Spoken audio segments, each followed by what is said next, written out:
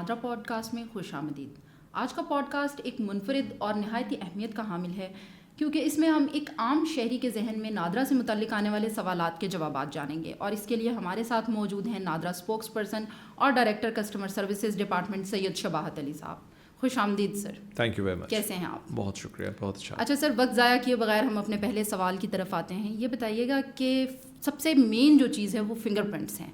اکثر لوگ ہمارے جاتے ہیں مختلف اداروں میں, بینک میں یا سم رجسٹرڈ کروانے کے لیے, تو ان کو یہ مسائل آتے ہیں کہ ان کی انگلیوں کے نشانات جو ہیں ان کی تصدیق نہیں ہو پاتی, یا جس کو عام زبان میں ہم کہہ سکتے ہیں کہ بایو میٹرک ویریفیکیشن نہیں ہو پاتی.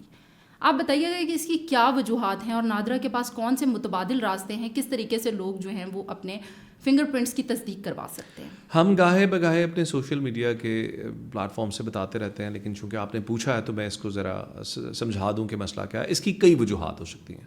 اس کی سب سے پہلی اور اسٹیٹسٹکلی جو زیادہ ہونے والی وجہ ہے, جو ہمیں اسٹیٹسٹکس بتاتے ہیں سب سے بڑی وجہ جو ہوتی ہے وہ یہ ہوتی ہے کہ آپ کے جیب میں جو شناختی کارڈ پڑا ہے وہ ایکسپائرڈ ہے اور آپ نے اس کی ایکسپائری چیک ہی نہیں کی. تو چونکہ وہ کارڈ ایکسپائرڈ ہے لہٰذا وہ ویریفائی نہیں کر پا رہا آپ کو. یہ ایک وجہ ہوتی ہے. تو جب آپ کو کہا جائے کہ آپ کا بایو میٹرک کی ویریفیکیشن نہیں ہو رہی تو پہلے تو کائنڈلی یہ نوٹ کر لیں کہ آپ کا کارڈ ایکسپائرڈ ہے یا نہیں ہے. اگر ایکسپائرڈ ہے تو پلیز جا کے نیا کارڈ بنوائیے.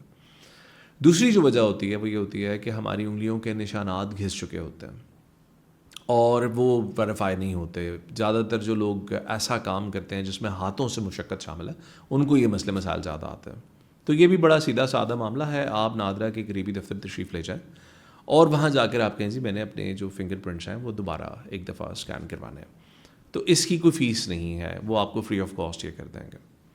تیسرا جو معاملہ ہے وہ بڑا امپورٹنٹ ہے اور بڑا ٹرکی ہے. وہ یہ ہے کہ شاید آپ کا کارڈ امپاؤنڈ ہو چکا ہے, جس کو آپ لوگ عام طور پر بلاک کہتے ہیں کہ میرا کارڈ بلاک ہو گیا. ہم اس کو اپنی زبان میں امپاؤنڈنگ کہتے ہیں. امپاؤنڈنگ کی کئی وجوہات ہو سکتی ہیں. ایک وجہ یہ ہے کہ کوئی کورٹ آرڈر ہے آپ کے اگینسٹ اور جس کی وجہ سے آپ کو کہیں کورٹ میں اپیئر ہونا تھا, نہیں ہو پائے, کورٹ نے آپ کے اگینسٹ امپاؤنڈنگ آرڈر دے دیا اور نادرا نے آپ کا کارڈ بلاک کر دیا. دوسری وجہ یہ ہو سکتی ہے کہ کسی اور شخص نے آپ کو اپنی فیملی میں ایز انٹروڈر ڈکلیئر کیا, یعنی اس نے کہا کہ جس فیملی ٹری میں آپ بیٹھے ہیں اس سے آپ کا تعلق نہیں ہے.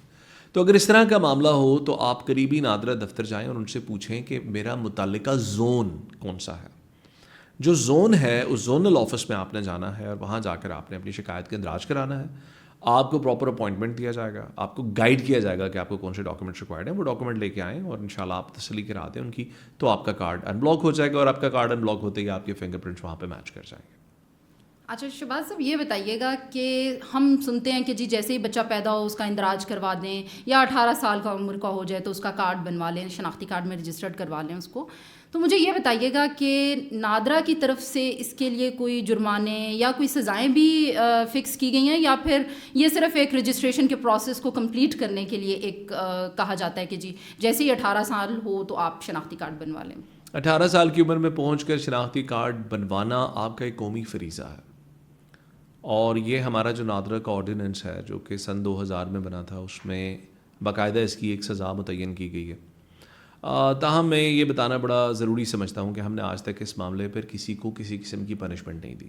تاہم in your own greater good, اپنی بھلائی کے لیے ضروری ہے کہ آپ اس بچے کا جس کی عمر 18 سال سے تجاوز کر چکی ہے اس کا شناختی کارڈ جلد از جلد بنوا لیجیے, کیونکہ صحت کی سہولت ہو, تعلیم کی سہولت ہو, پاسپورٹ بنوانا ہے, جو بھی معاملہ جہاں پر آپ کو حکومت کی اندر اپنے آپ کو حکومت کی کسی بھی محکمے میں آپ نے اپنے آپ کو ایک رجسٹرڈ سٹیزن دکھانا ہے, اس کے لیے آپ کو شناختی کارڈ کی ضرورت پڑے گی.